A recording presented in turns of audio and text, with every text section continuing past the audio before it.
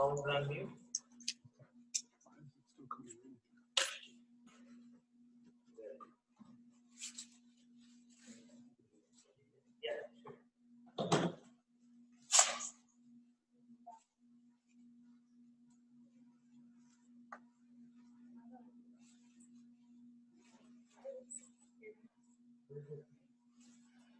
I can't.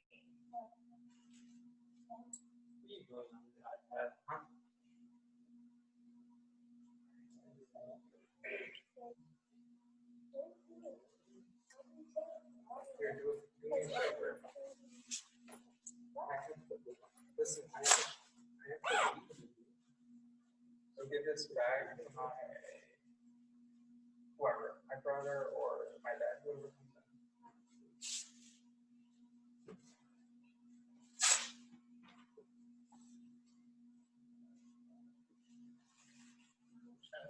Okay, so we're all set. I think so. Okay, so this is the first presentation, right? And then I'll just go here. I'll present this, and we're good. Okay, perfect. Right? And then, I think Hakeem has. Well, Hakeem, you can connect to the TV, right?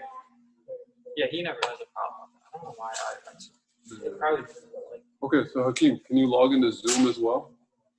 Yeah. Just share it with him so that everything's. Oh, we can do that too. Yeah, share it with him. Yeah. And then let me get a charger. Go up to 83%. Yeah, it'll last. Okay. Okay. All right, so I'm gonna have. You have the bag? Yeah. Okay, perfect. I'm gonna head out. Okay. So while they're doing that, let's go for coming down.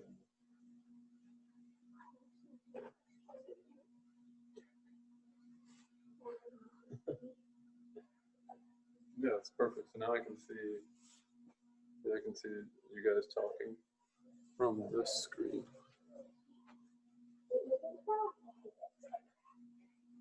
All right, I just shared it with you. So just have it open on a second tab or whatever's easier.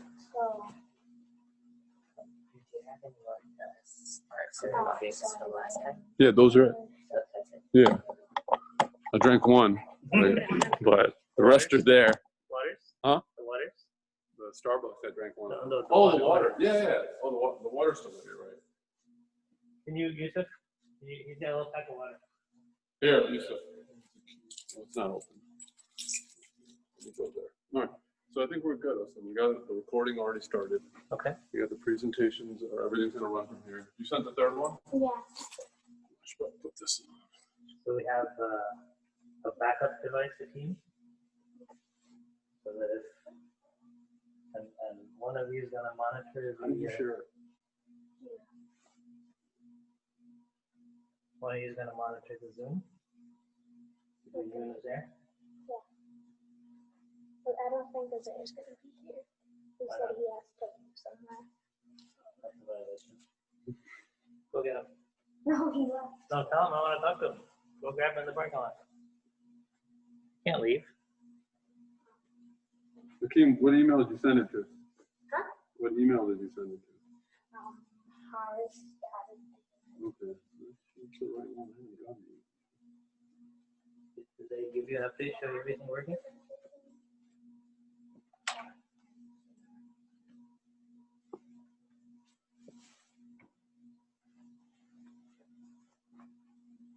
Here, why don't you type it? Let's see.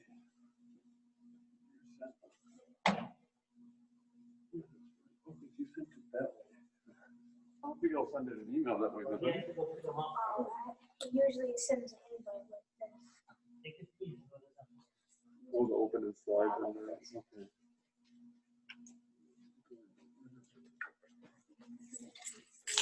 You're coming back, right? Okay. Everything works? It should be like this. Well, I think there's a Wi-Fi. It's not like, yeah.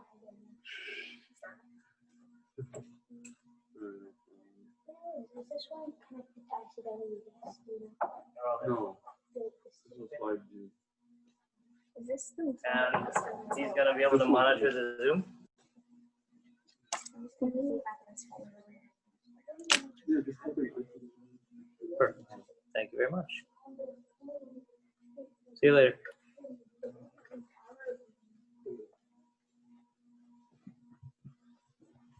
Yeah, he's not coming. He said everything's sharing. Okay, so Great. I can screen your test. Yeah, but okay, so you can do it. But are you also connected to Zoom? If you, then you can do that, but then just when you connect, that way when you connect to Zoom, we can record it, and then people online can see it as well. That's what. So should I type it in? Yes. Yeah.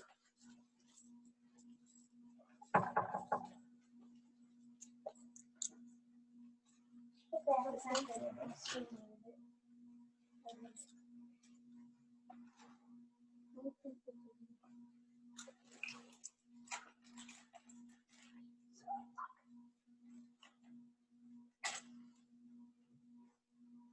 Wait, so how do I do it? There's 2 audios right now. What are you doing? This is my.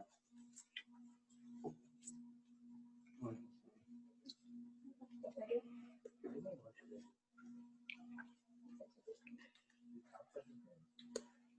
Okay, push ready. Late. I'll send you What? are you gonna be at the one? Or are you gonna be online?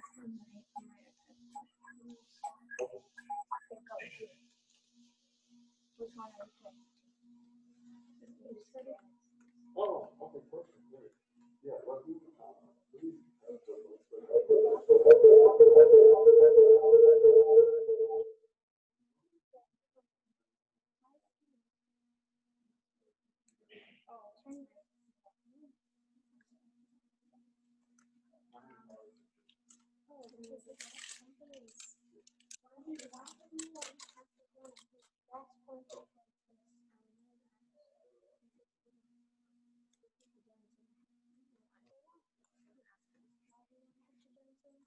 Not him. Good to go? Why does she have to join it? So she can share her presentation with people online. If she doesn't share it, on her computer, Isn't this seeing this? yeah, it's not that clear. That's the problem we had last time. Share my screen? Yeah, you're not going first, but it's okay. Don't But go. it's saying it's only Yeah, when you're ready to share. Oh, let me make you a couple. So you won't even have to, when you share your screen, you won't have to turn it on. Here's the co-host now. Yeah, so she can share her screen. Okay, but where's your iPad gonna sit? You're gonna hold it? Where's that box? Well, Oh, can you grab it? We need it. and take this, Hakeem, go get it. I got it. take it out. Oh, What? It's this one. No. Yeah. Agenda. Real, this is yours? Huh? Yeah, that's right. So I just have everyone fill that out. It doesn't have to be today, but eventually.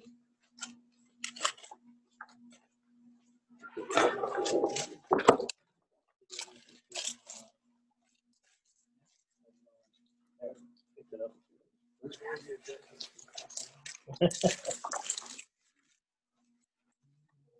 Are you guys ready?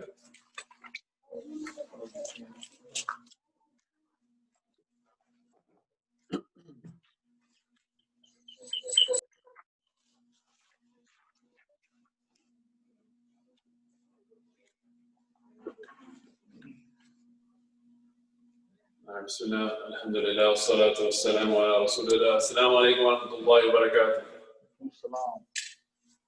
We have quite a few people that are joining us online. Inshallah, you can all see us right now. What we'll do is when the presentation starts, we'll share the slides so you can see the speaker along with the actual slides.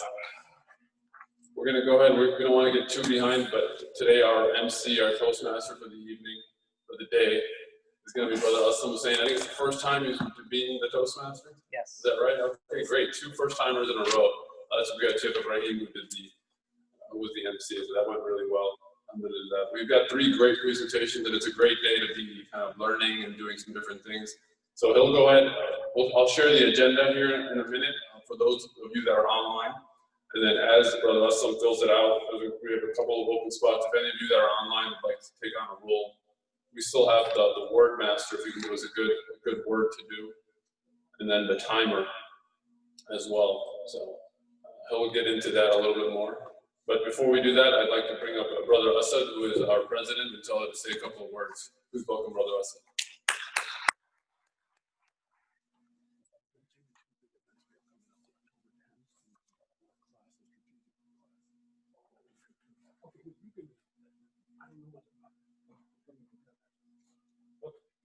Assalamu alaikum.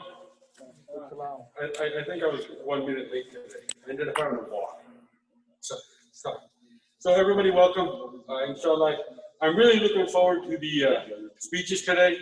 One is on sports and society. One is on, on intro to Islam. And one is on CPR. And inshallah, we'll also have table topics. So we're looking forward to a very productive and successful and learning day, inshallah. So, we do have 2 events. One is October 10th. It's going to be, inshallah, 7 o'clock. We're going to have a speech. It's the ideas originated from Toastmasters. And we're going to do a monthly program here in the masjid. And one speech is going to be invention and impact on society. Another is going to be on microfinance. And another, inshallah, we're seeing if we want to do the speech that was given last week on minorities across oceans and centuries, okay? Inshallah, but the first 2 are confirmed, okay? So that's October 10th. So please mark that on your calendar, okay? So I'll turn it to the Toastmaster for the day, Brother Hassan. Sorry, I'm a little discombobulated.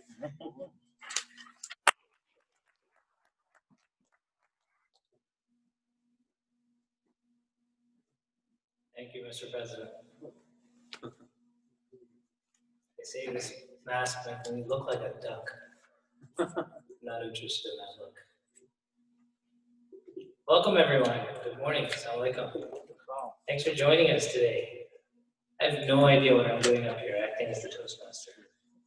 So I'll just be following the script, just like we all are, moving down our journey of public speaking and becoming comfortable in front of a microphone and an audience on video. My son Yusuf sitting way back there. Make sure I project my voice. Excellent.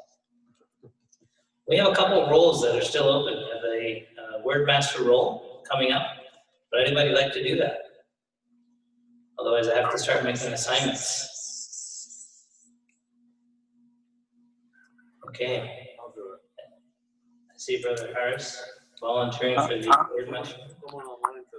Brother Upper, welcome. Hi, I'm also exploring the opportunity. Yes, but yes, I can definitely take a part. Okay, excellent. So would you like to take the word master role? That'll come up in about 10 minutes. Yes, please. I do want to know like what's this about and what I'm supposed to do. But yes, I would like to learn and do it. Yeah. What you'll do as the word master is you will very quickly Google a word that is a little bit complex that everyone can learn from, and then you will introduce that word and its meaning and give us a sentence with that word, and then the people who are up here speaking will use that word. For example, you have Chicago Bulls on the wall behind you, so your word might be bulls, right? And so as I'm talking here, I'll say, wow, there's a lot of bulls in the crowd or something. I'll just try to keep using that word, and you'll keep track of how many times that word is used by each person. And at the end, when we have the evaluations, you'll have an opportunity to come up and mention to everyone how many times the word was used by each person.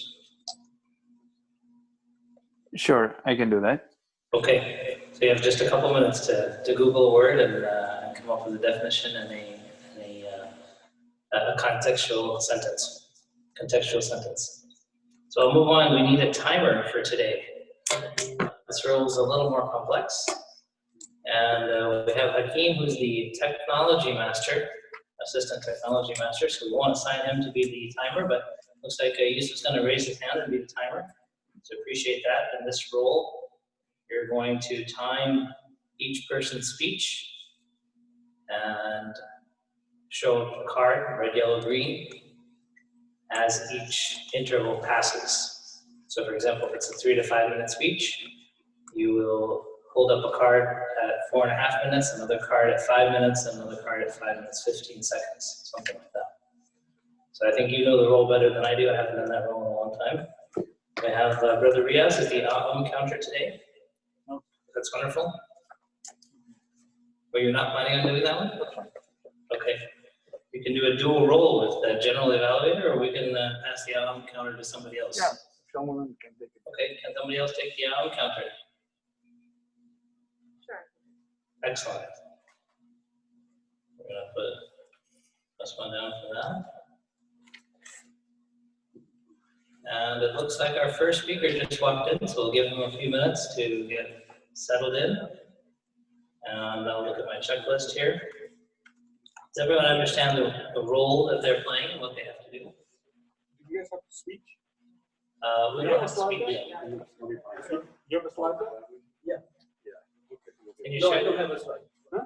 You don't have a slide. Okay. Excellent. So no slides there. So the next role in line here is the joke master, and here we have Afin, who is coming right up. So please give him a warm welcome. This is his first time up here.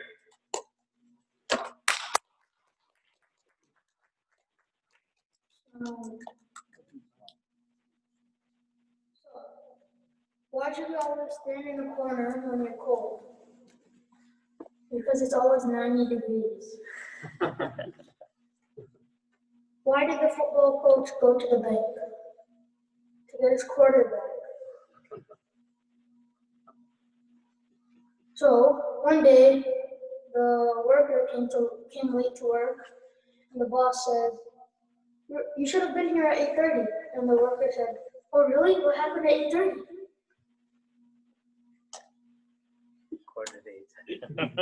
And also, yesterday I was in a call with my friend, and I was like, "Hey, did you try Upman? Upman, it tastes so good." And he was like, "What's Upman?" And I said, "Nothing much. How about you?" And I was also going to tell you guys a time traveling joke, but you guys didn't. So. Thank you. All right, Nice work. Thank you very much. It took me a minute to understand the time travel joke. You guys didn't like it. You knew that already. Next up, we have the word master. And so, brother, if you're ready there on Zoom, we'll hand it over to you.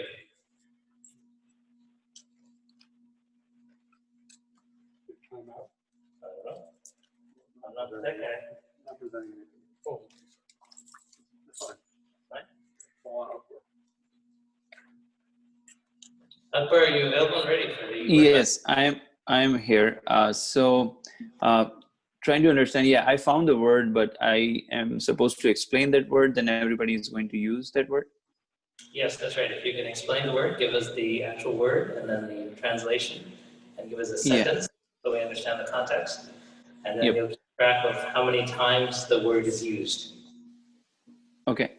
So yeah, the word is brainstorm, and brainstorm means thinking to gather ideas. So if we have any new idea, if we have any plan, or so brainstorming means gather whatever the thoughts we could think about it to come up, with a plan regarding the idea. So this, so I would like to use in this sentence that I got an idea to make a YouTube channel for kids, but let's brainstorm what are the things which have not done for the kids on YouTube regarding our religion, so we can cover that gap. But first we need to brainstorm what's already exists on the YouTube channels and what's still missing. Okay, excellent. Thank you very much for that. Brainstorm, everyone. In the word of the day. Now we have the timer drill now.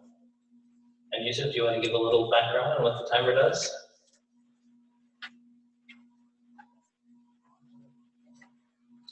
Okay, we'll continue on. I give a brief overview, and we'll go to the counter.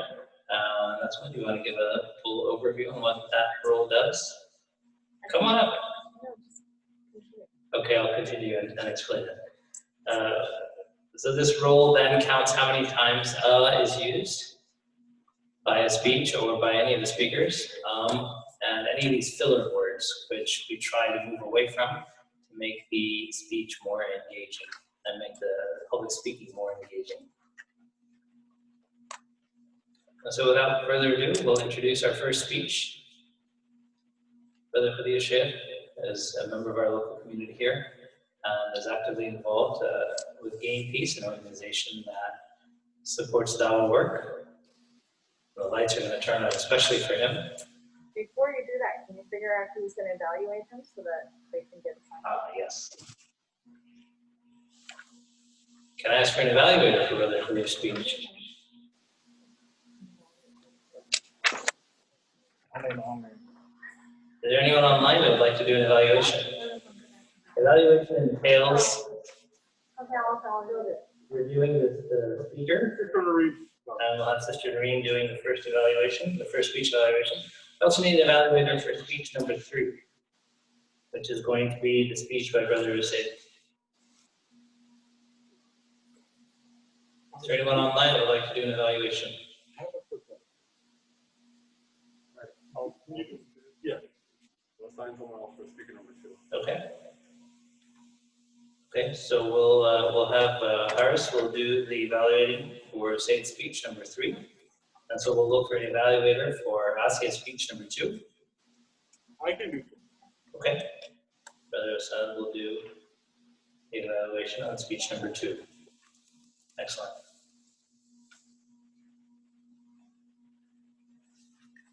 Okay, any questions?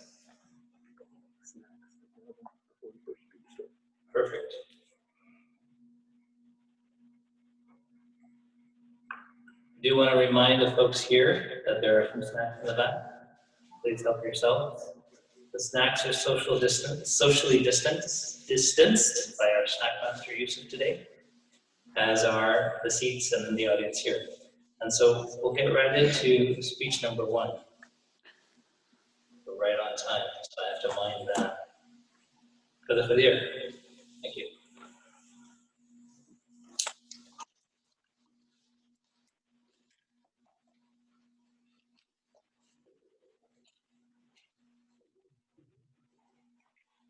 Assalamu alaikum.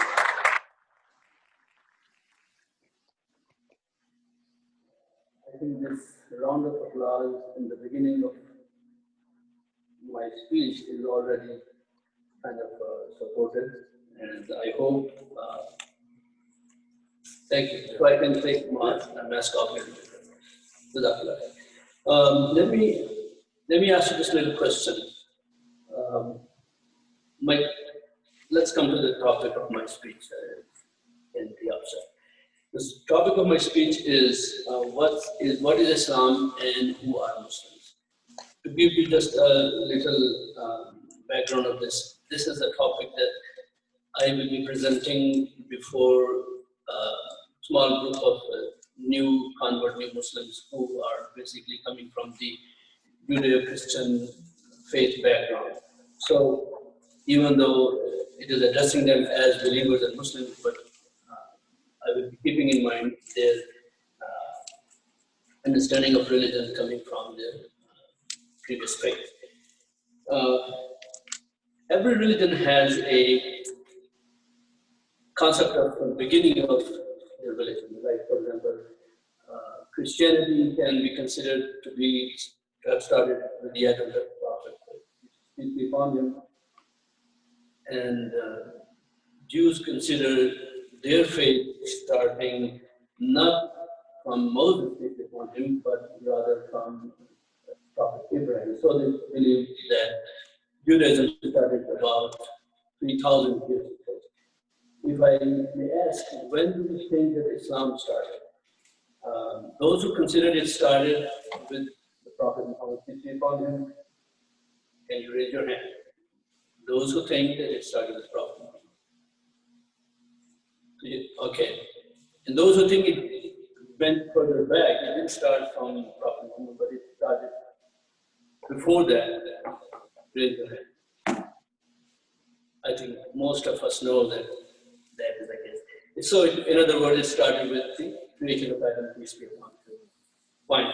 Is there anyone who still thinks that it started even before the creation of Adam? Anybody?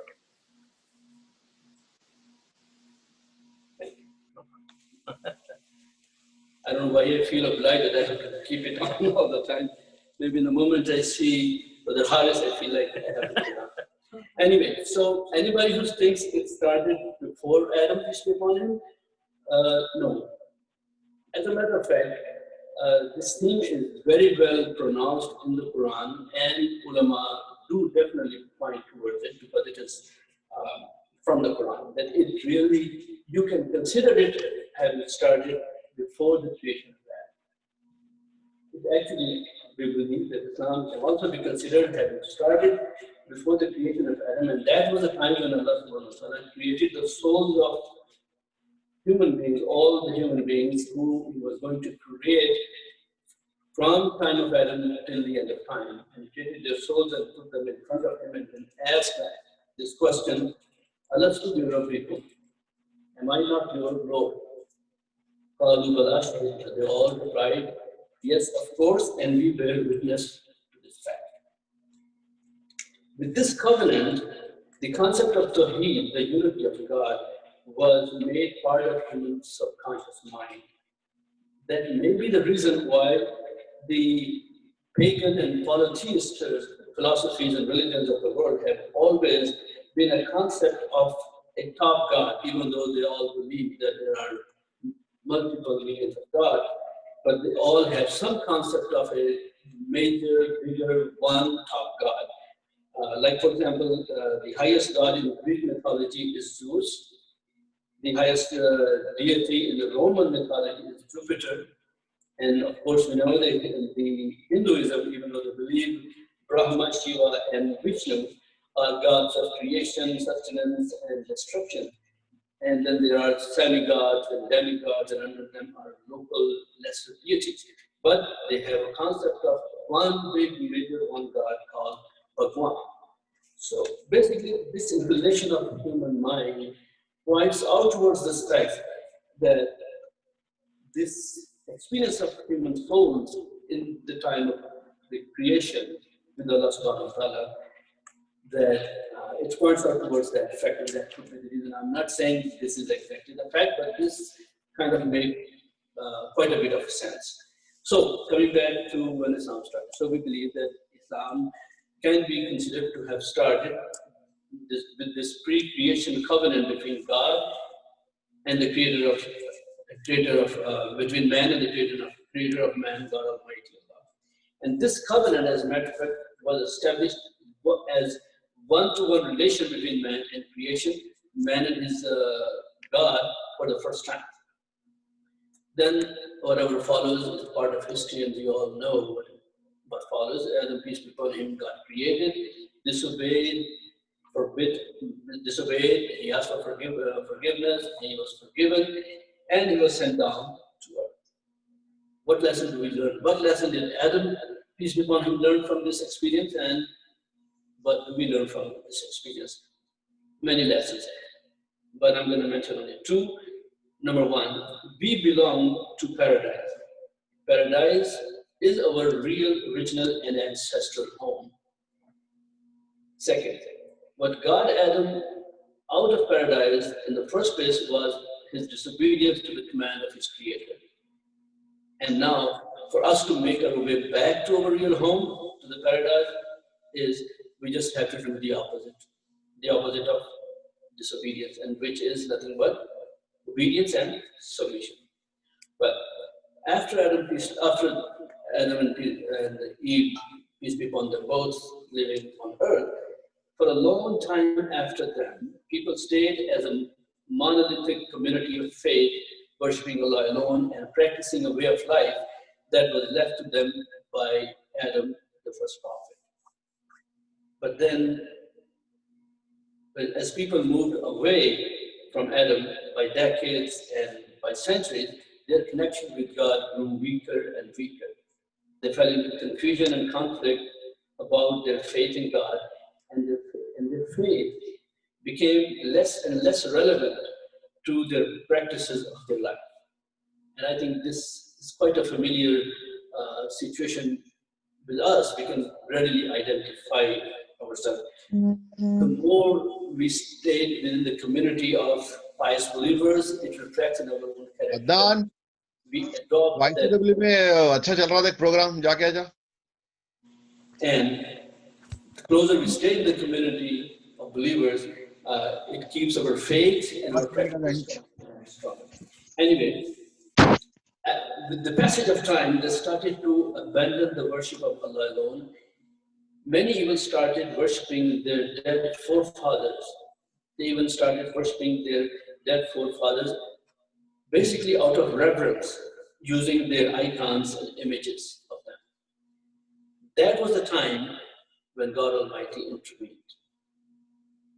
كان الناس أمة واحدة فبعث الله النبيين مبشرين ومنذرين وأنزل معهم الكتاب بالحق. Humanity had once been a community of believers before they lost their faith. Then Allah raised prophets and believers, prophets and deliverers of good news and the warners, and revealed to them the scriptures in truth. God chose special individuals from among men and communicated to them through his angel. And these men communicated to the people on behalf of their Lord.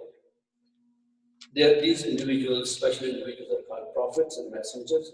25 of them are mentioned in the Quran by name, and most familiar names are Noah, Ibrahim, Moses, Jesus, and Muhammad, peace be upon them all. Like I said, there of course have been many more of them, but these 25 of them are mentioned by name, and these are the major ones that we consider. What was the central theme and central message of these prophets? They told men who they were, where have they come from, and where are they going to go back after their life on earth. They didn't have to convince them that they are going to die, because that is human experience. But they told them that after you die, you are going to go back to your Creator. So, in a nutshell, the message and the mission of the prophets, the message of the prophets were revolved around these three main points, which is Tawheed, the unity of God. Allah alone is your Creator, Lord and God, and He alone is to be worshipped. That's number one. Akhirah, the life after death, the day of judgment, paradise or hell after you die, you go back to your Creator, there will be a day of judgment. You will stand before God for judgment, and there will be heaven or hell for you, but that will be depending upon the righteousness of faith and good deeds. Number three, the righteous deeds are required with the right faith for salvation. That is hinted in the Surah Baqarah also. The righteous faith with the righteous deeds with the righteous faith is a requirement. It's not a choice. It is required for the salvation. These three were the primary, permanent, and universal articles of faith, which were at the core of the message of all the prophets. It was at the core of the message and mission and ministry of all the prophets. So whenever this primary message got lost, forgotten, changed, or corrupted by the later followers of the prophets, that's when God sent another prophet to revive this same message. So none of the prophet came down with any different message than this message that revolved around three main points: Tawheed, the unity of God, the life after death, and the requirement of righteous deeds along with the right faith. These three were the paramount points of the message of all the prophets. If you want to put in nutshell, in only simple 2 words, what were the message, the teaching of all the prophets? Only in simple 2 words, that words could be worship and obedience. Cutting short the long discourse, without going into detail, the message of every prophet can be condensed in 2 words: worship and obedience of one God, Allah alone, the God of Abraham, Isaac, Ishmael, and Jacob. You're going to have to forgive me for using the names which are familiar with the Judeo-Christian tradition, because unfortunately I wrote this text for those audience. So peace be upon all the messengers and the prophets with their proper names, inshallah. As a matter of fact, in the language and tradition of the prophets, worshiping God and obeying His commands is one and the same idea. They are not separate concepts. There is no concept of worship separate from obedience and submission to the will of God. You don't worship God and just walk away and feel free to disobey Him. The Arabic word that is translated as worship in English is ibadah. And this ibadah comes from a root word in Arabic, which is abad, and abad means slave. So accordingly, the word in English that represents the spirit of ibadah is slavery or servitude, because it is the slavery what a slave does. So translating ibadah as a worship is only a matter of convenience. Well, accordingly, all the prophets and messengers of Allah subhanahu wa ta'ala, they're all mentioned in the Quran as slaves of God, slaves of Allah. And it's not only in the Quran, it's also the same line of teaching comes from the earlier scriptures. In the Quran, however, we believe that Muhammad sallallahu alaihi wasallam is mentioned as Abduhu wa Rasuluhu, is Abad, is slave of Allah.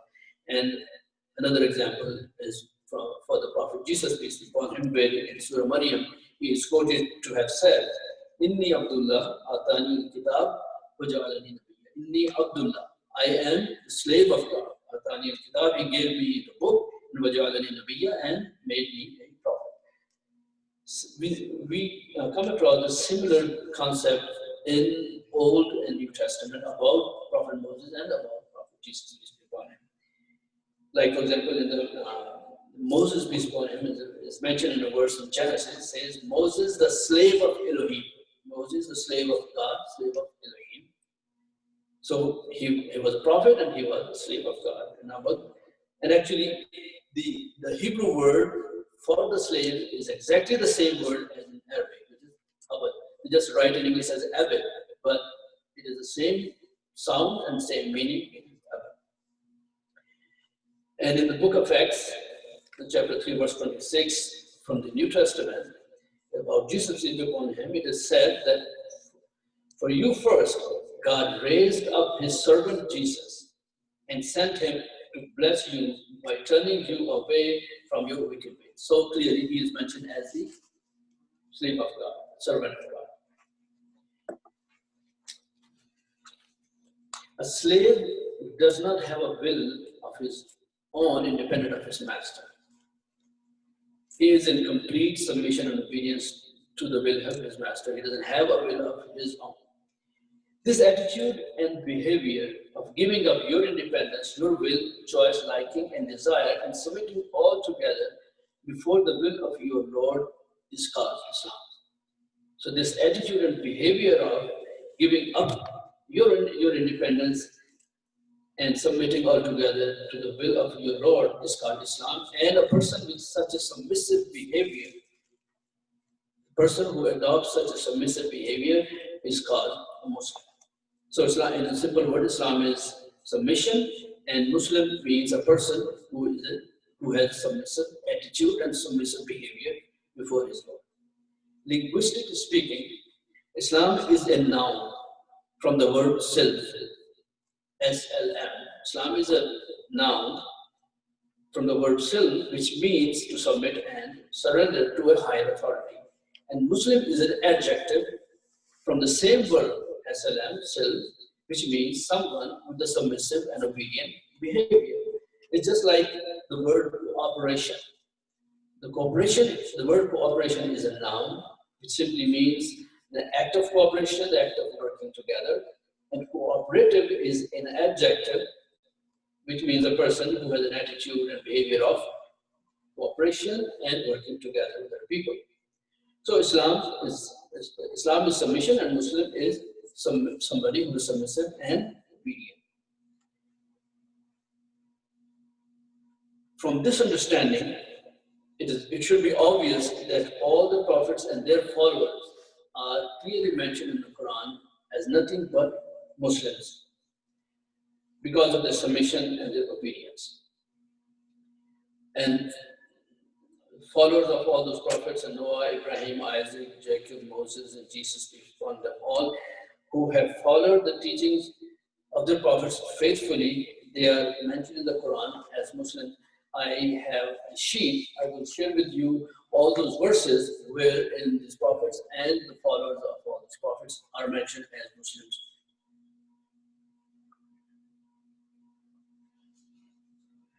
Prophet Ibrahim, he is a paramount example of Islam from Quranic perspective. Allah subhanahu wa ta'ala highlighted him as an ideal Muslim. He was given a title of Hanif Muslim.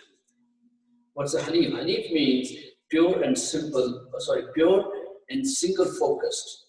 Ibrahim was a Muslim whose submission to Allah was complete, unconditional, without hesitation and reservation. He did not think twice at the command of his Lord to jump into the fire, and then going ahead with the sacrifice of his own son. As such, he was presented by God as an ideal Muslim and a role model of submission. Ma kana Ibrahim Yahudiyan wala Nasraniyan walakin kana Hanifan Muslima. That Ibrahim was neither a Jew nor a Christian, but he was a Muslim, meaning pure and unifocal on worship and submission to the God Almighty. Ibrahim is believed to be the father of religion, the father of all religion, all nations, by Christians, Jews, and Muslims all alike.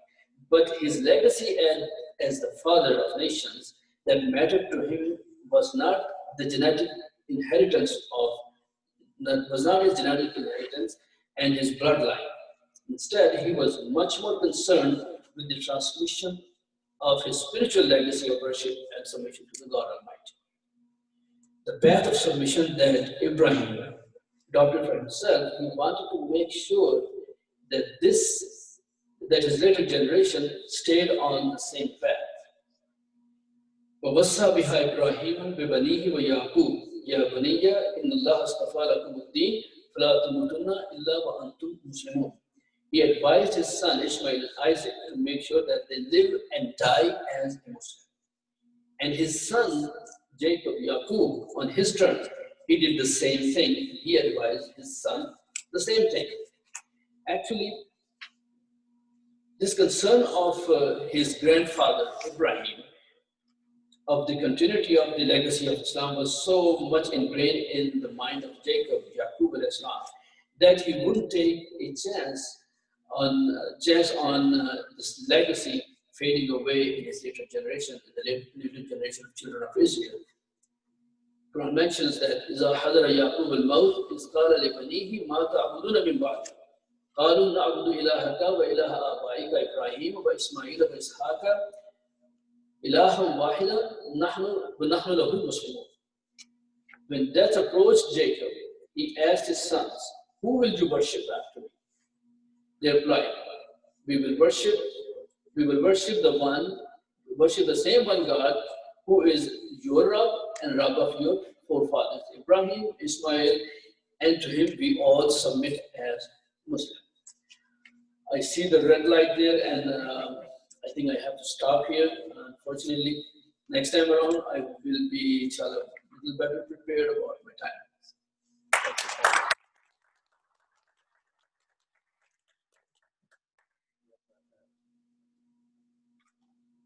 Thank you, Brother Khalil. Let's get that applause one more round. walked away with 2 very key bits of information about Jannah being our ancestral home. It's a really nice way of sharing that concept, and also the 2 reasons that we exist here, to worship and for obedience to God. So it's really nice. I appreciate that. Our next speech is going to be about the heart. So we need everybody to make sure yours is still pumping and beating. So can everyone get up? And let's brainstorm about how we can do a little bit of activity. Maybe you can go and throw your wrappers away, or maybe you can do a little bit of jumping jacks or something like that. Let's move around a little bit while we queue up the next speech. Take a 30 seconds to get our blood pumping. If we could have our next speaker make her way up here, that would be great.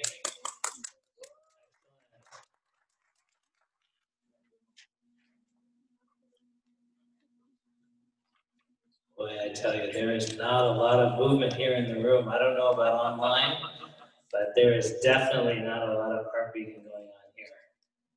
It's a little chilly in here today. The lights are just slightly dim because we don't have all of them turned on. I noticed yesterday that the fluorescents up top aren't working either. And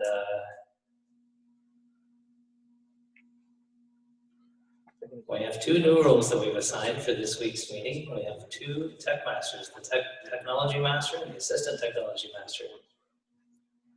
So these 2 gentlemen came in early, 10:30. We appreciate that. Let's give a round of applause to Zaire and the team coming in early, making sure everything's working right, and all the people that help us set up the breakdown.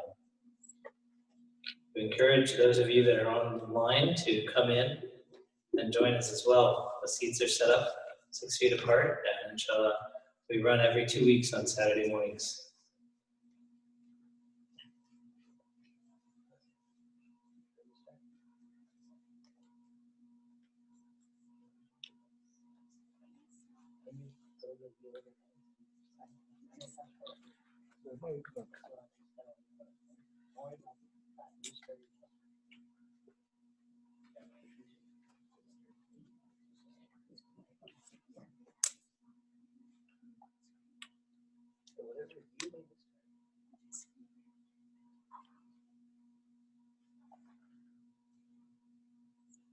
Okay, everyone got their snack and all set?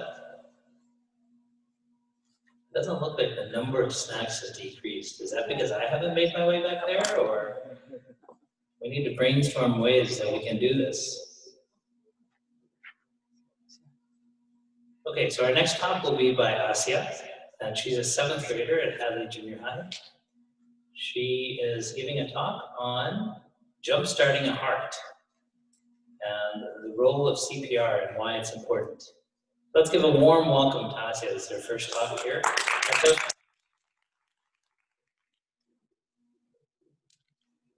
Assalamu alaikum everyone, my name is Asya and I'm going to be presenting about CPR today.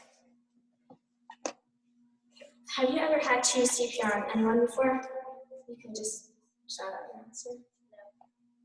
No. Okay. Well, you might be wondering, what does CPR even stand for?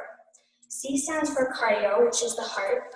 P stands for pulmonary, which is related to the lungs. And R stands for resuscitation, which is the action of reviving someone. So when should we do CPR on a person? Either when they're unconscious, unresponsive, not breathing at all, or not breathing normally, or in a cardiac arrest. What is a cardiac arrest? It's a malfunction in the heart that causes irregular heartbeat and disturbs the flow of blood to the brain, lungs, and many other organs, which is a leading cause of death. How do you perform CPR? Step 1, check the scene to make sure it's safe.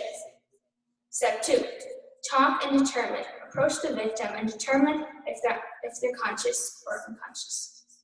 Step 3, if there's no response, call 911 or designate someone to make the call. Step 4, position yourself. Kneel beside the victim and position your hands over the chest. Step 5, interlock your fingers. Keep your arms straight, cover your first hand with the palm of the other hand and interlock the fingers of both hands. Step 6, apply pressure. Push fast and hard on the chest over the sternum. It's a long, flat bone located in the middle part of the chest. What is the sternum? Why should we apply pressure there and not somewhere else? The sternum connects the ribs using cartilage, and it forms the front of the rib cage, which helps protect the heart, lungs, and other major blood vessels from injuries. Step 7. Continue to apply pressure until help arrives or until you're too tired to continue. This is a story about a marathon runner named Kyle Woods. After he crossed the finish line, he passed out, and his heart stopped beating. So a team of 6 people performed CPR on him individually, and within 12 minutes, his heart started beating again. He was rushed to the hospital, and he survived. So another story about Michael DeMarco. He was a father, and he was walking out of the house, and then he screamed. His daughter, Abby, heard him and went to find out what was wrong. She saw him unconscious on the floor, and so she performed CPR. Within 10 minutes, the paramedics arrived, and he was in a coma for 6 days. After he woke up, the paramedics told him that the quick response performed by your daughter was the main reason you survived. This is a video.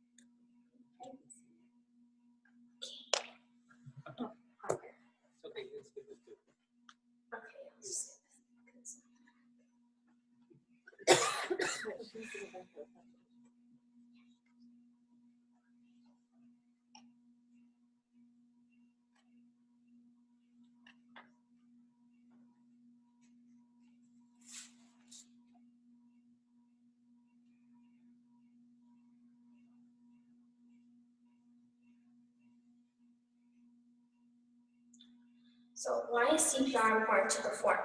Well, 1, it keeps the blood flowing. 2, it provides oxygen to the brain, which gives the victim a better chance of having full recovery. Facts about CPR. In 1 year, about 475,000 Americans died from cardiac arrest. Nearly 45% of non-hospital cardiac arrest victims survive due to the help and CPR performed by the bystanders. Do you need formal training to perform CPR? You don't need any kind of formal training, you just need to know how to do it, like the basics of it, and could possibly save someone's life. However, you do need to be professionally trained to perform mouth-to-mouth CPR, which is a different kind of CPR. Thank you.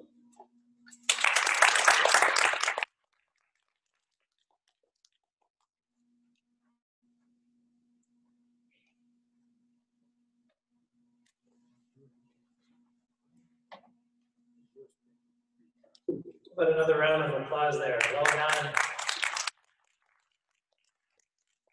By the way, Asia has the added pressure. Today is her birthday.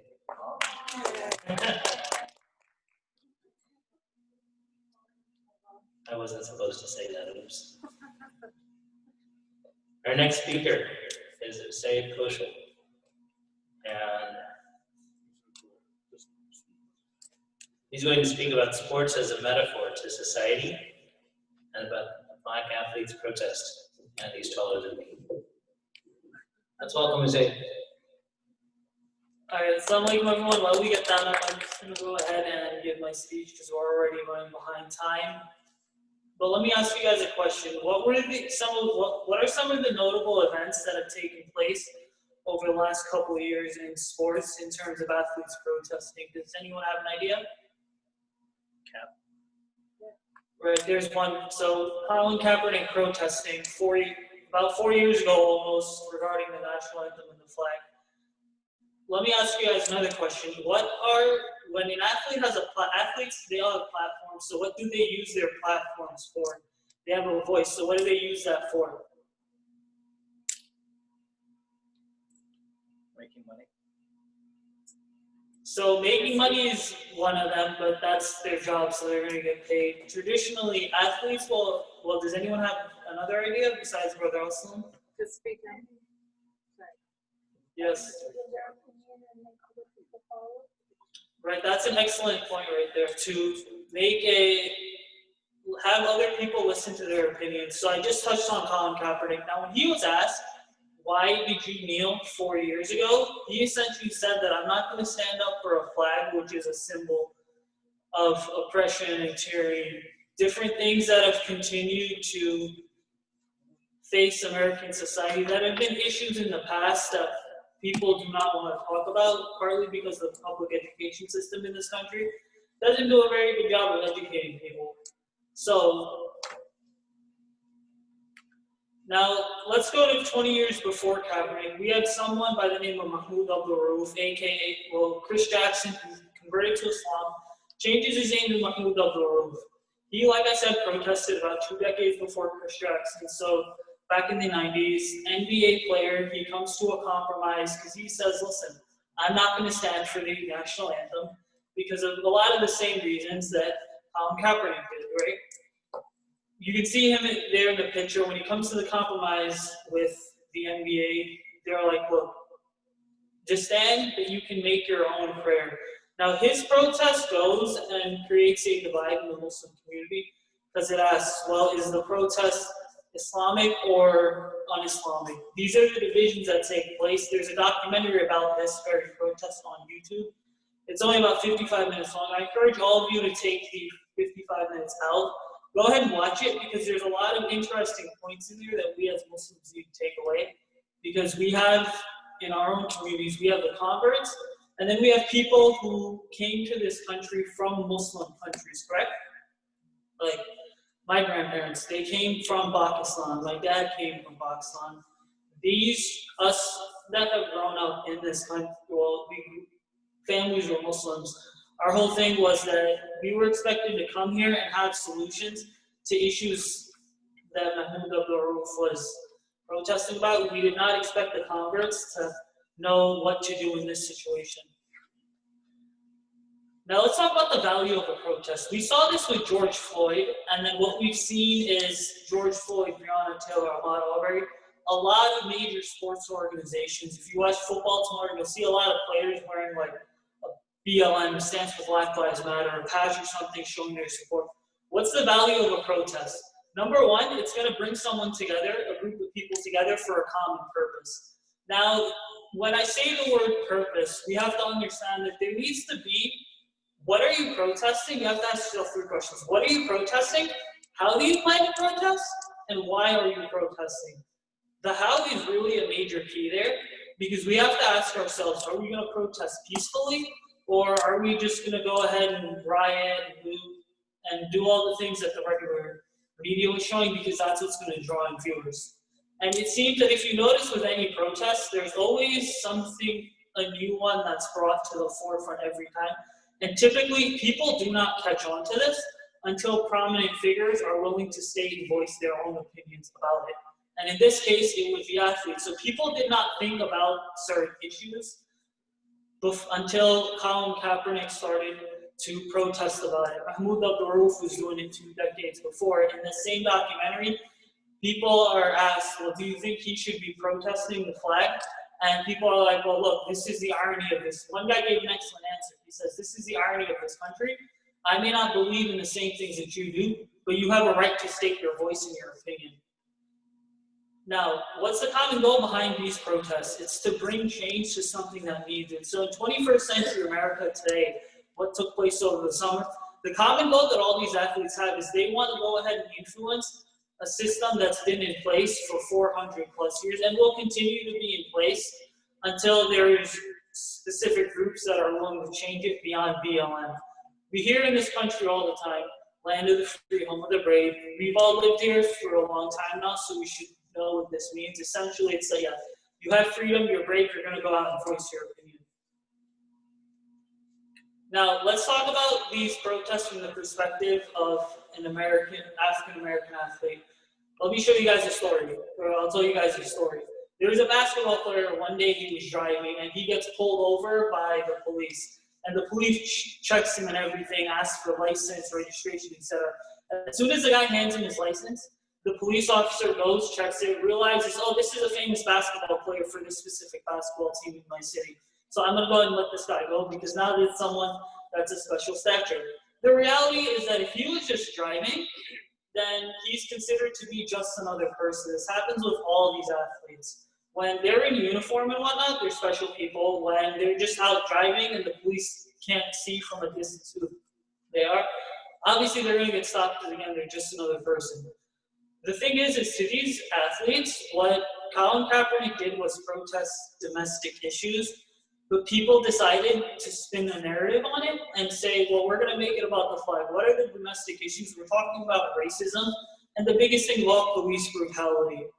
We have to understand that these African-American athletes are the faces of communities, specific communities, because they are the ones who ultimately, yes, they may go to college through sports, get a degree, graduate, find a way out. That's essentially their way of getting out of these underprivileged communities that have continued to be held back by racism. So when we ask white people, because they're the ones that have issues with these protests, what is their kind of opinion about everything that's happening? Well, number one, it creates a white outrage. These people who protest, specifically the athletes, for a white person, all it goes back to is, well, these guys make millions of dollars, they have this. They just ask, a financial advisor or someone, hey, book a dentist appointment for me, it's automatic, they don't have to do anything. So to these white people, it's seen as being ungrateful for being in the US, where they're given an opportunity to achieve their dream. The second thing is that a white American's perception of what the US is, what it means to be free, then gets challenged. Then we also see that there are flaws in the system that exist, and they know that these issues exist. However, they are willing to acknowledge it. I'll give you an example. Starbucks down the street here, what did they do? They created Black Lives Matter t-shirts for all their employees. And there are specific people who have complained and just straight up have said that, well, we're not going to come to Starbucks anymore. We're going to boycott Starbucks because they're supporting the BLM movement. Another thing is that people think this is the protesting done by these athletes, these guys speaking out. What does it come down to? It's all an assault on the patriotism of the USA. People don't understand the difference between patriotism and nationalism. Now, patriotism is defined as that you love your country, but when it does something wrong, you speak out about it. Nationalism, on the other hand, is you just have a straight love for your country. People are, in this day and age in the US, they're nationalistic. They're not patriotic the way that they used to be 50 to 60 years ago. Take a look at the Vietnam War, for example. People were patriotic in that sense because they looked at the war, they saw what was happening, there were riots that took place on Penn State, they knew the war was wrong. Today, everyone just seems to support the war. And then a lot of people, as I wrap up on this slide, they just think that, okay, well, these athletes, they're not doing this for any main cause. They're going to get their $1 million paychecks, they're going to get their money, etc. People think that all they're doing through this, they're not trying to bring an actual change. They are just building a brand. So let's wrap this whole thing up with a quick conclusion. What did we learn today? We learned that athletes are essentially a bridge because when they're playing their sport, what are they? They are public figures. When they're not in the spotlight, they're just regular people, but they are oftentimes the ones that teams will go to discuss specific issues. I'll give you an example. Here in Chicago, the Bears, what did they do? They suspended team activities on the day that George Floyd was killed, and then they went ahead and effectively, they had all their players talk about it because they knew this isn't an issue that you can just push under the rug and hope it's going to go away because your locker rooms the people around, the people that make up your team are impacted by these issues. And ultimately, someone that's playing from rural Alabama, let's say, or from the inner city, they're going to have a much different perspective on police brutality compared to some kid that may have grown up here in Wheaton, Illinois, and made it to the NFL. The second thing, Colin Kaepernick and Mahmoud Abdul, the two figures that I highlight in this presentation, for them, it was bigger than a sport. There's a really good Washington Post article where Mahmoud Abdul talks about, listen, I may have lost all my money, but this was bigger to me because it was not about the sport. It was about continuing to create change and bring awareness. And let's wrap up with the old adage, actions speak louder than words. A lot of people in this day and age, they want to go ahead, they want to talk about change, but many people are unable to actually get up and do something. It takes courage and a big sense of humility to stand up for what you believe in, especially in a day and age where people obviously will not state their opinions because they're afraid of being ridiculed and criticized. So, in conclusion, Colin Kaepernick and Mahmoud Abdul, they aim to bring change to a society that needed it the most and still continues to need it. And as American Muslims, we have to understand that if we don't figure out what we're going to do in this, because we're a part of this country, we're a part of this society, then we will ultimately just continue to be faded out. Thank you so much for listening. Assalamu alaikum.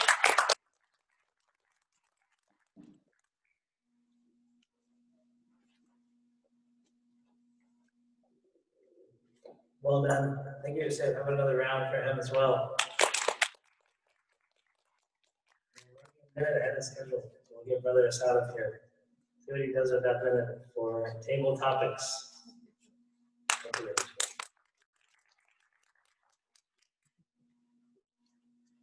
Can I put it up here? Yeah, just a second. Assalamu alaikum, everyone.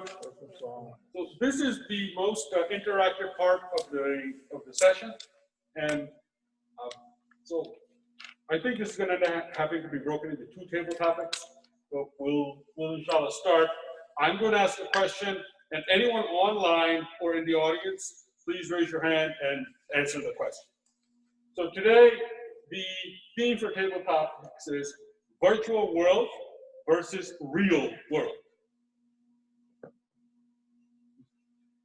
First question, why are so many young people getting into car accidents? Why are so many young people getting into car accidents? Okay, other than Assad, anyone else online? Riaz, you had your hand up? Yeah. How about Akil? Akil, come up.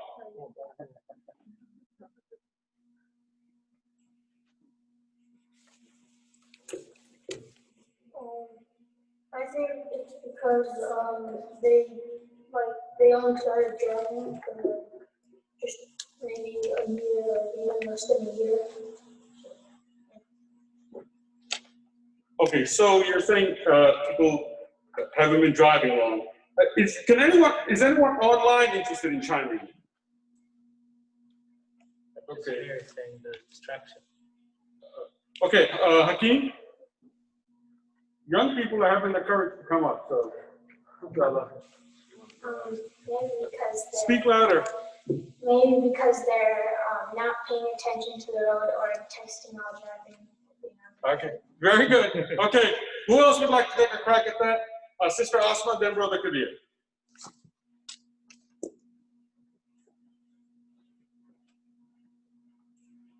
Since the topic is about virtual and social, I think some people think you're playing a video game and it's okay just to hit and run.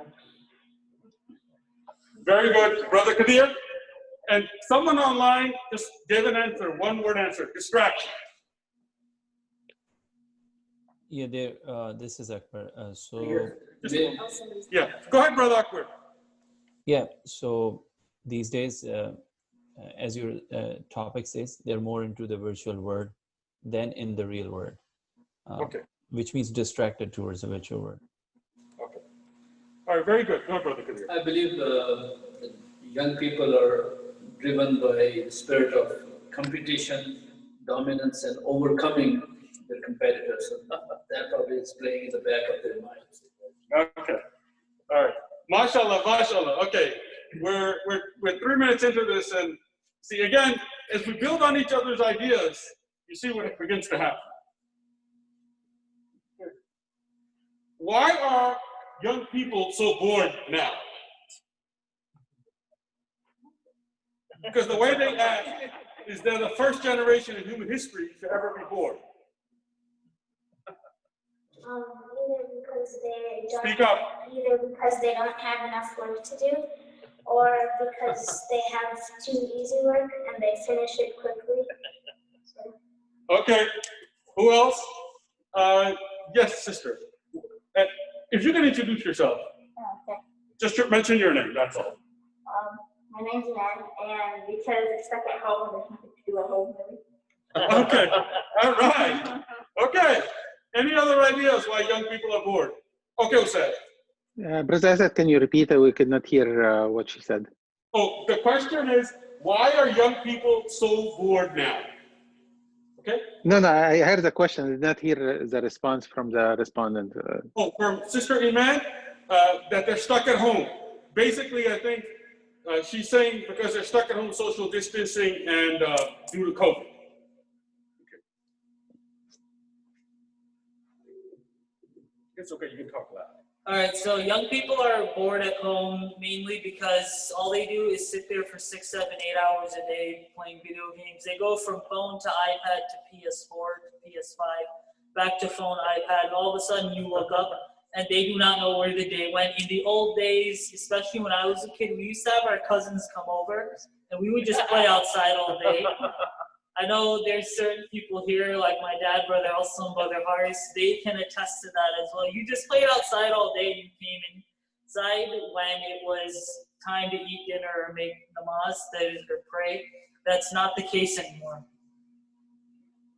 Okay, so these are the 3 major reasons people are so bored. Constant feed of connection, constant feed of information, and constant feed of entertainment. So paradoxically, the constancy of information, of entertainment, and being plugged in has created boredom, which seems like, there's an echo. So someone's, it seems like it's counterintuitive, but the data proves this. One reason young people are so bored is they're constantly connected. Again, remember, keep in mind as we're going through the deck, we are talking about the virtual world versus the real world. Okay, what does the commercial "greatness awaits" come from? And what does it mean? There's a commercial, and the theme of the commercial is "greatness awaits." It is a mainstream commercial. Any ideas on what theme or what product is being marketed, and the theme is "greatness awaits"? Sister Noreen. Online, please chime in, okay? Okay, Assalamu alaikum, Maureen. So first of all, I don't see commercials anymore because with the way DVRs and you can fast forward and you can binge and there's no commercials. I have no idea what this commercial is about. But I think when I think of, in this day and age and saying greatness awaits, I think of this virtual world where we live with, Instagram influencers, TikTok influencers. People think that just sitting in front of a camera and talking, that they're going to be the next big thing. And I think this is what the next generation is learning. Become a YouTuber, become a TikToker, become an Instagram influencer, do makeup, do dances, do whatever, and you're just going to become a millionaire and live in Los Angeles and have a mansion. And this is what the next generation is becoming, very materialistic and thinking that this is what it takes. It's all about me, me, me, me, me. Thank you. Okay, Brother Aslam and then Usaid.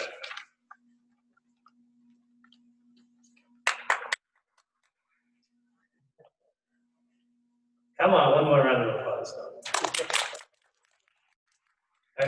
Sailor, you're gonna give away the answer because if you're on You go ahead now. Okay, I mean, I did a search, so I know what it is, but that wasn't my guess. When I looked at this picture, it made me think about MasterCard for some reason, right? Because he seems to like, look at what I've just purchased, look at what I've achieved, look at what I've conquered. There's a Ferris wheel in the background, there's some type of fire right next to him, there's, you know,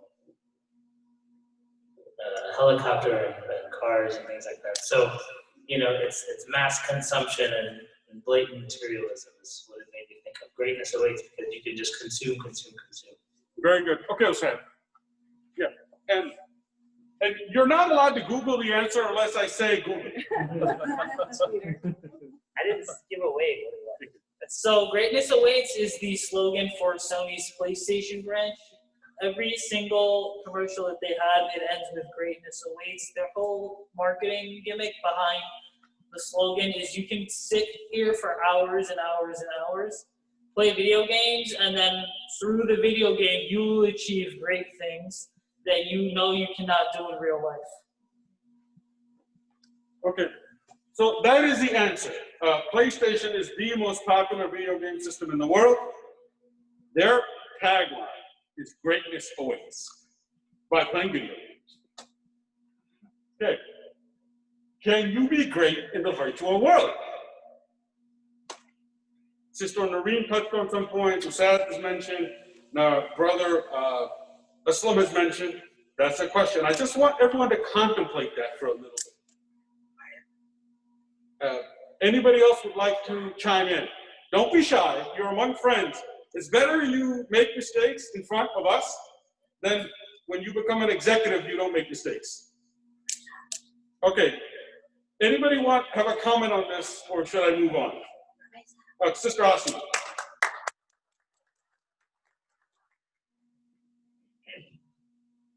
Sure, you can be great in the virtual world. It's your world. Why not? You can be the greatest and the best and, you know, run the world. So of course you can. Okay, excellent. So in theory, I can be a king in the virtual world. Great. And this is where we have to, it's number 27. Last week we talked about beer muscles versus keyboard muscles. And I want everyone to think about this very critically. That people are beginning to live their lives to be overachievers, not in the physical world, in the virtual world. So I have this question now. And alhamdulillah, I'm doing good on time, so I think I will go through a little bit more content. How does your activity or achievements in the virtual world translate into the real world? Or do they translate? Or do they make you dysfunctional?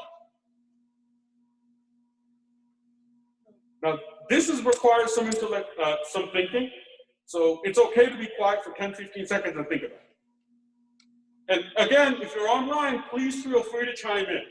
The purpose of these exercises is to present material in a way that you may not have seen it before, so you don't have to agree at the end of the presentation, but you are looking at the material from a different perspective than you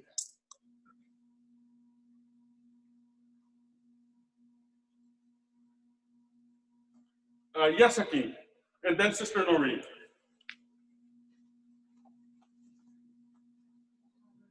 So my answer is,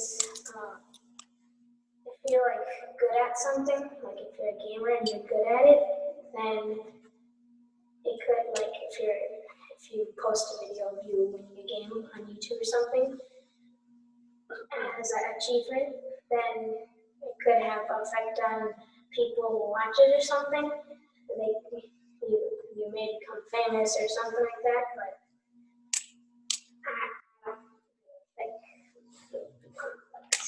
MashaAllah. Okay, very good. I think I said Sister Noreen next. Okay, Sister Noreen.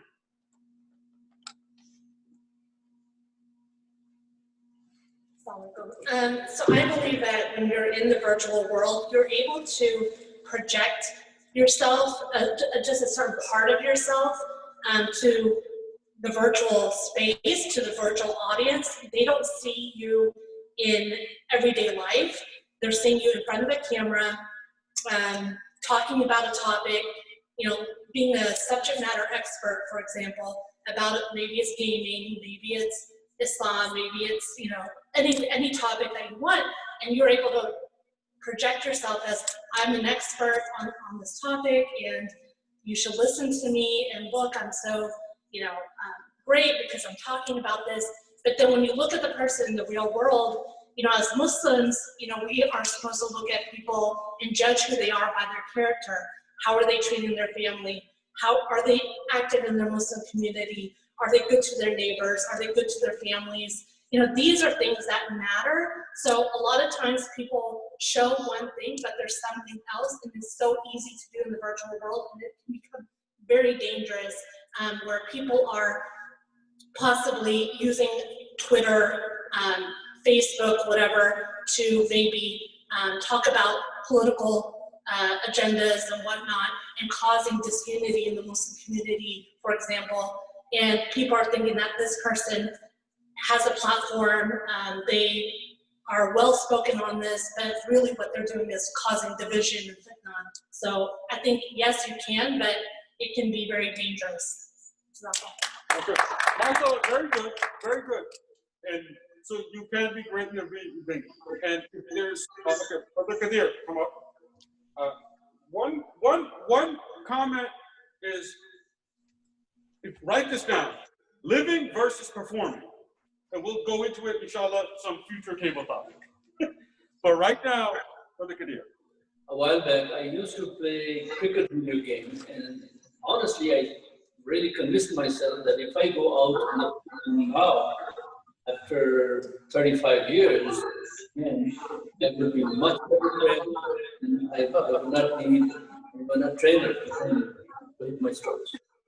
And I really convinced myself. Okay. I might violate protocol and take an extra 5 minutes today. Okay? But I don't have to. I'll do the evaluations quickly. Why is face-to-face conversation important? Hussein?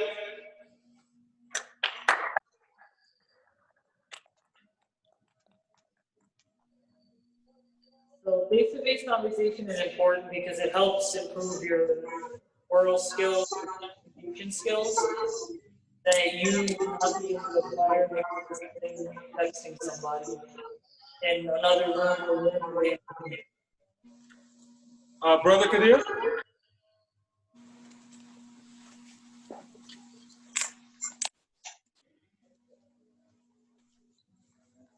I think the face-to-face communication or conversation is important because it gives you a realistic evaluation of your own thoughts and also give a fair understanding of the perspective of the other person.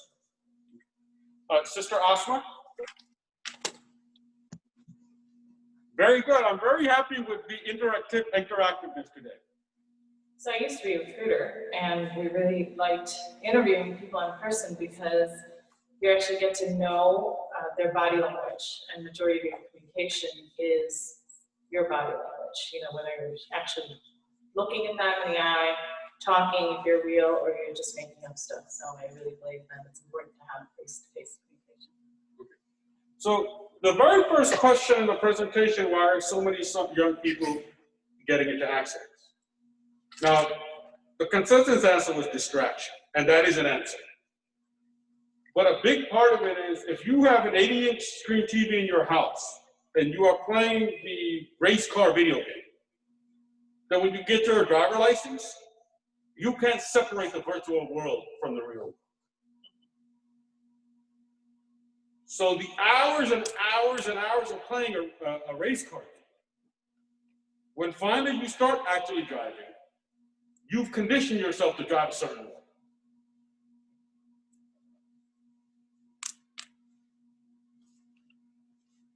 So when your child is 10, 11, 12, and he's playing 4, 5, 6, 7, 8 hours of harmless video games, they're not going to be harmless when he starts driving. Or she starts driving. But usually it's the guys, let's be honest. Our guys are much bigger knuckleheads. Okay. Now, why is face-to-face conversation important? These are the reasons. Take a picture of the slide.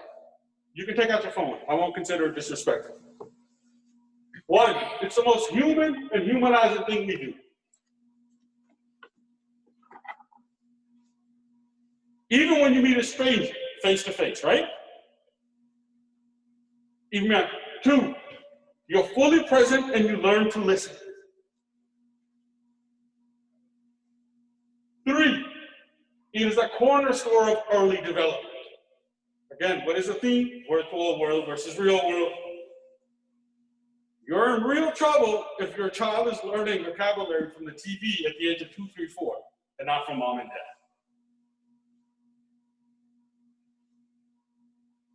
4, social action gains strength. 5, without conversation, you are less empathetic. This goes into much deeper than what Sister Asma was saying. Not just as a canon, right? The body language. Saying something that might have hurt somebody. Unknowingly offending somebody, right? Understanding how to avoid microaggressions. And without conversation, you're less connected, you're less creative, and you are less fulfilled. Now, I'm going to give a true story. I think everybody on the call is from a traditional Muslim background. 2 families met. They thought that the boy and the girl were compatible, so the 2 families got together. They sat in the same living room, and then both parents decided, let's step out, let the boy and the girl talk to each other. They walked out. The boy and the girl sat silent for maybe a minute and a half, 2.5 minutes. A long time. Finally, the boy says, you use WhatsApp? She says, yes. They exchange phone numbers, and they WhatsApp in the same room for the next hour.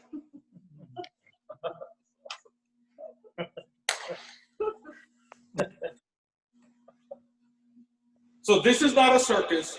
This is not a game. This is actually happening.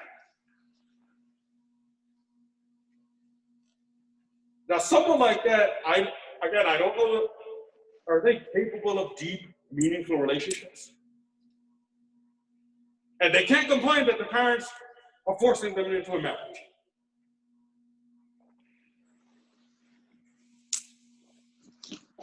So, we move on. How have the computer and internet affected friendships? Ideas. Brother Rayaz first.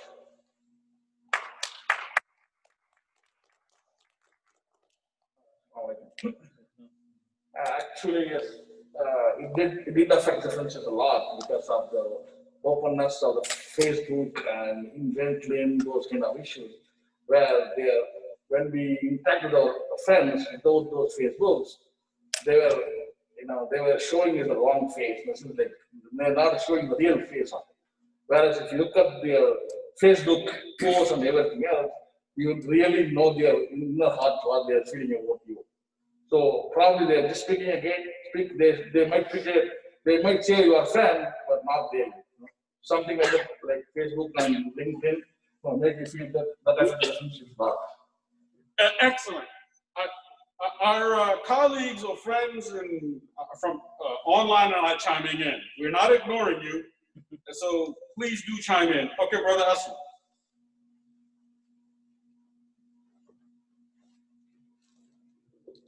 Thank you, Mr. Toastmaster. Now, computers and the internet have affected how we look at friendships. It used to be you had different levels of friends. You had the really close friends you confided in. You had acquaintances. You had people that were friends from a location or a place, like a workplace or a school that you went to. You had friends that are from your neighbors, and so they're kind of friends, but you know them in a particular setting, or your mechanic or somebody like that. Now with these platforms, all friends are equal.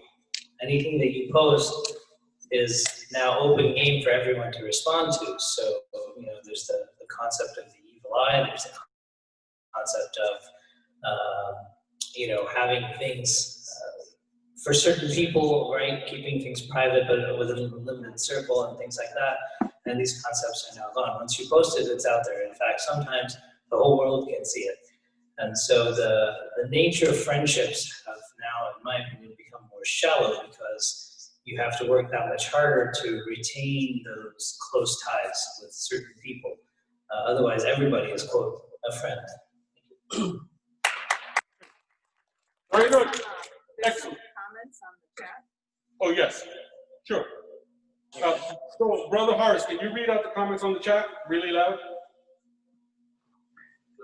Computers and internet is a great way to meet new people and or play games or talk to your friends and family even easier than before the internet and computers. Internet is actually how I met my best friend, Waleed, who I've been best friends with now for 7+ years. Okay, so the internet, someone online is saying internet is a connector, and they've met their best friend for 7 years. Very good. So, but this is, I would like everyone to think about this, and it's a fair point, right? But computers and internet, they're creating companionship without the demands of friendship. 2, the illusion of friendship without intimacy. If I'm your friend, you have a right on my time. But if you're a virtual friend, you don't really have a right on my time. So friendship also requires responsibilities. Responsibility is not just between husband and wife, parent and child. Even friendships require investment. Require commitment. So I think someone online, that point is a fair point. But this is how historically friendship has been determined.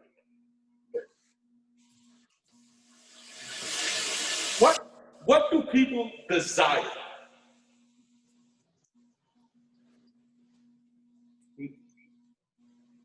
We're not talking about the 3 things that drive human behavior. So I'll move on this because I'm under time constraint. These are the 3 things people desire nowadays: distraction, comfort, and efficiency. We're talking specifically as it relates to the internet and computers. We want to be distracted, we want comfort, and we want efficiency. I don't even want to go through the inconvenience of getting up and going to Blockbuster Video. I want the comfort, I want the efficiency, and I want to be able to be distracted.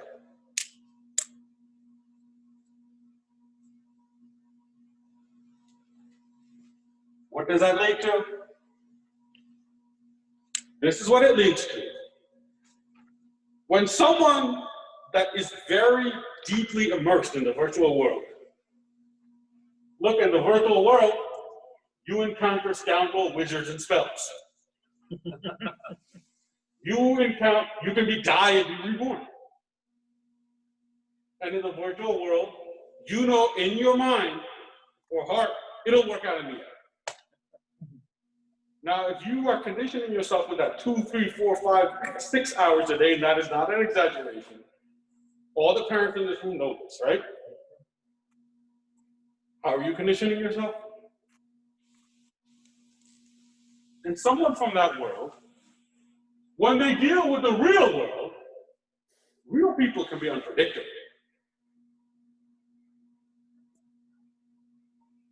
Then they're going to be difficult to contend with. And after simulations,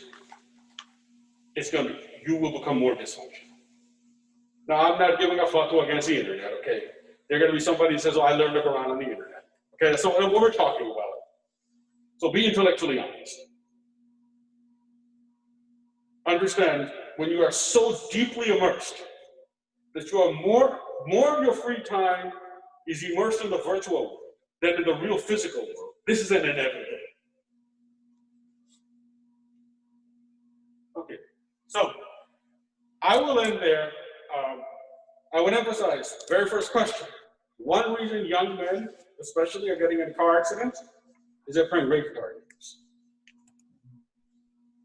Like, I have a non-Muslim friend whose 7-year-old got into a bowling game. And so he said, look, we were in a picnic. The kid walked away from the dock, started the boat, and raced it and crashed. I said, how could a 7-year-old have done that? They said his favorite game was boat racing. The 7-year-old could not say, this is real. This is no longer a video game. And he got cut in the head, this and that, whatever, it was very serious. He could not see, because at the age of 5, mom and dad said, this is a harmless game. Now, I'm not giving a fuck against video games. But the idea behind was virtual world, this is real. And if you are constantly immersed in the virtual world, your ability to have meaningful relationships, and we don't just mean between husband and wife and your children, we mean friendships, deep relationships, all of those things that drive, we are social creatures, it's going to be diminished. So those are the table topics for today. I apologize for going over 3 minutes.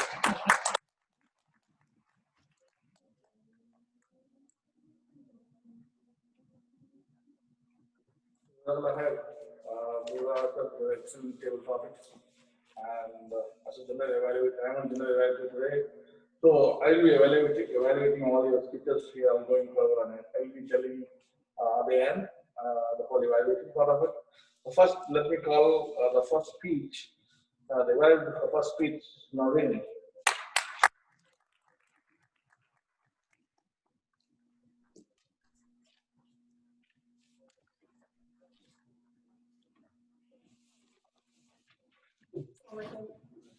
I was evaluating Brother Kabir's share. His speech was, "What is Islam?" Few points. I think you excelled at engaging the audience, asking questions. I think you gave very good, clear explanations on the topic. You kept making good eye contact. I think some things you may want to try working on is less reading. You could challenge yourself with having a PowerPoint and more speaking just from yourself instead of reading from text. So otherwise, a very excellent speech to talk with her.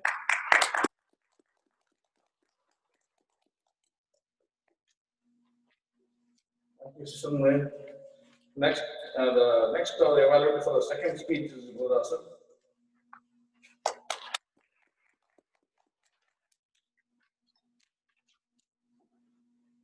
Okay, Bismillah, Sister Asia, I did your thing.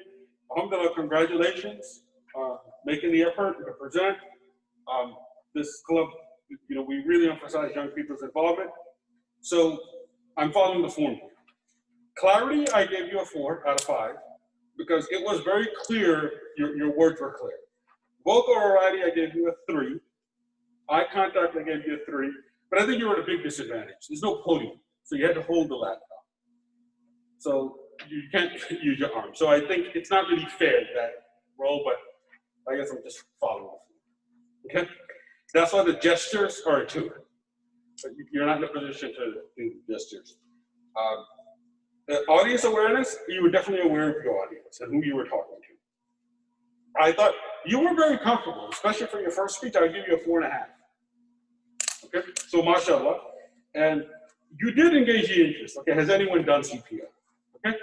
And yeah, so I think that the speech was really good. We have to figure out these technical challenges because what happens is you're coming up to speak, you're already nervous enough, and when the slide deck is not ready, you're already off balance from the start. So that's the technology team that messed that up. You did. Okay? And one of my kids is on the technology team, so don't worry.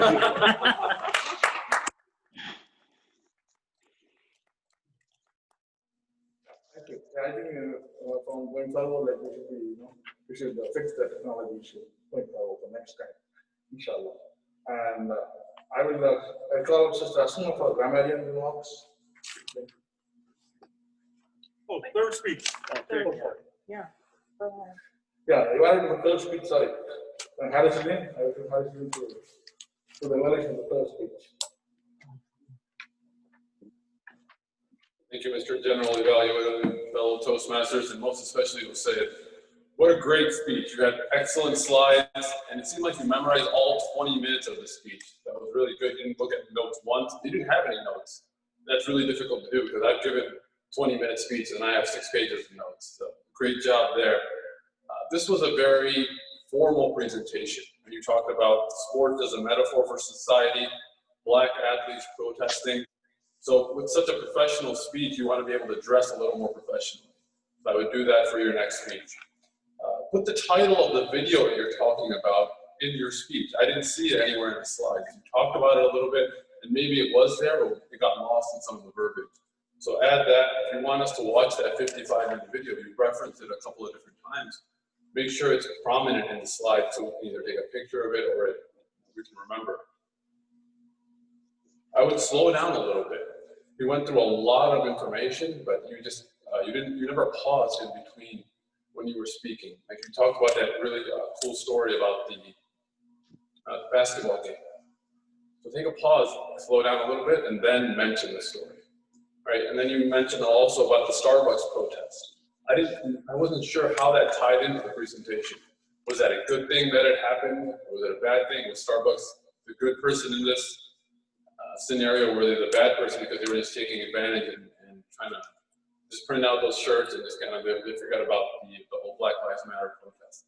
So if you're going to mention that, it's such a big name, you see it everywhere, go into a little more detail about Starbucks.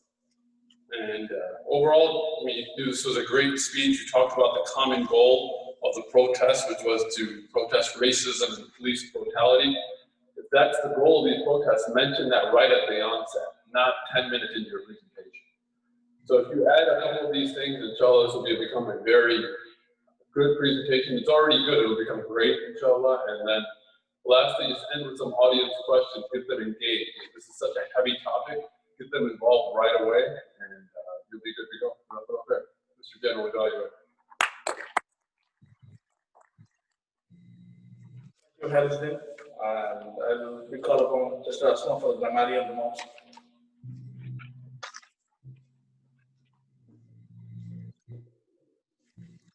Okay, let's start with Reverend Khadir for speech number 1. There were 6 us, 7 ums, 3 so's, and 1 and. Somebody should evaluate me because I say so many. Aslam, I didn't really keep track of all of yours as a Toastmaster. But speech number 2, Asya, you had 6 ums, 2 so's, and 1 and.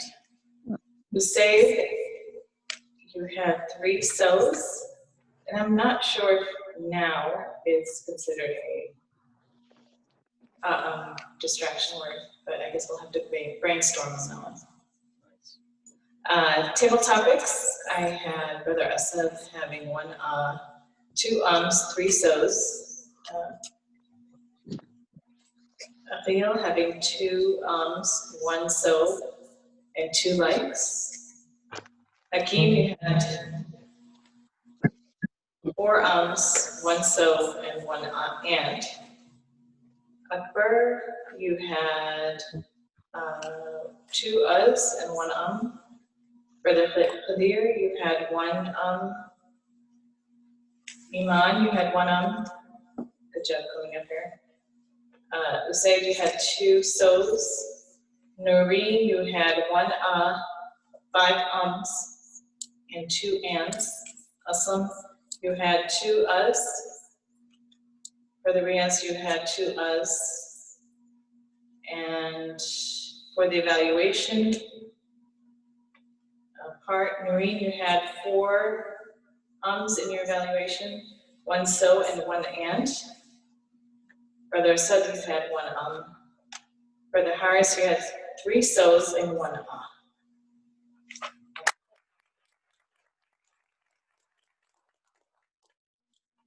Thank you, Mr. Asma, for a wonderful grammarian report. I'll be calling Yusuf. Hakeem, who is the driver? Can you come over here? and he did an excellent job showing the red card so that people can stop it. And we did stop the talk, and we were on time, I think. Thank you.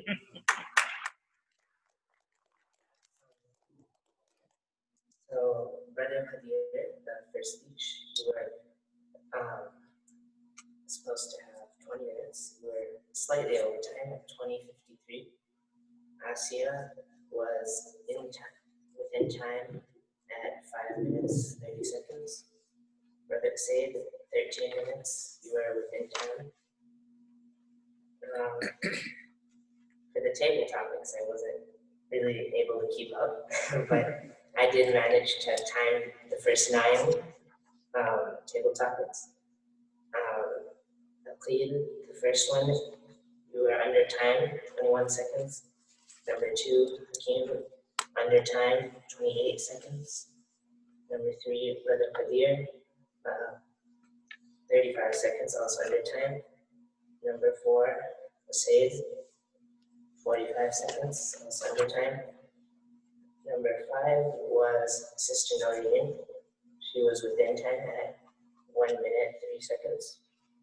Number 6, Brother Aslam, under time, 50 seconds. Number 7, Sister Asma, 11 seconds, under time. Number 8, Hakeem, 41 seconds, a little bit under time. And number 9, Sister Noreen, 1 minute, 35 seconds, within time. For evaluation of number 1 was Sister Noreen again, 45 seconds under time. It's 2 to 3 minutes. Number 2 was Brother Assad, a little bit under time, 1 minute, 35 seconds. Number 3, Brother Harris, he was within time at 2 minutes, 15 seconds. The grammarian, Sister Asma, was a little bit over time, 2 minutes, 10 seconds, and it was supposed to do 1 to 2 minutes. That's it. Thank you. Thank you, Yusuf, for the detailed timing report. And as a general evaluator, I first came to this meeting this morning. I'm very pleased with the way the room and things are arranged before the meeting started. And we started on time at probably 1 minute late, but it's okay. Being a first-time Toastmaster, Brother Aslam did a very good job. So,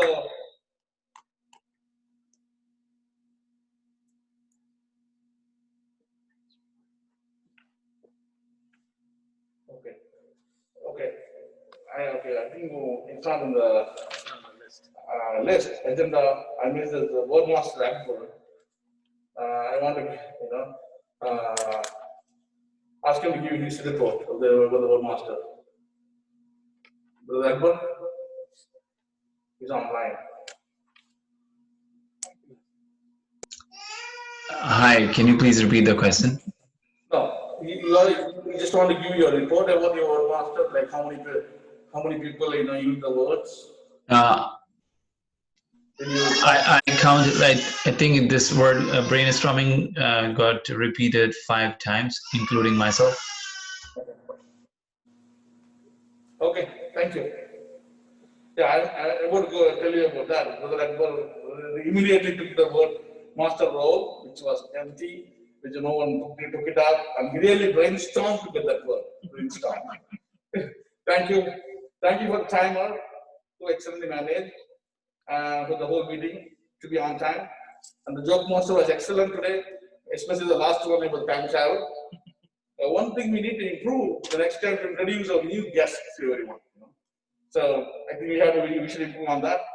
Another thing we need to improve on next time, fill all the roles before the meeting starts, not during the meeting. So that's we have to do it for next meeting. And then overall we have 2 speeches, and we all learn from the speeches, especially about the first speech by Father Shah Kadir Sheikh.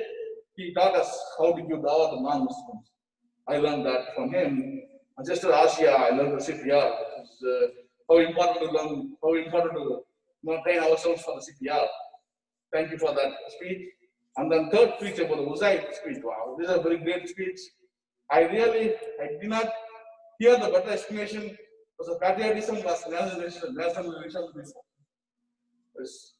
is the way how he explained before patriotism and the nationalism is great.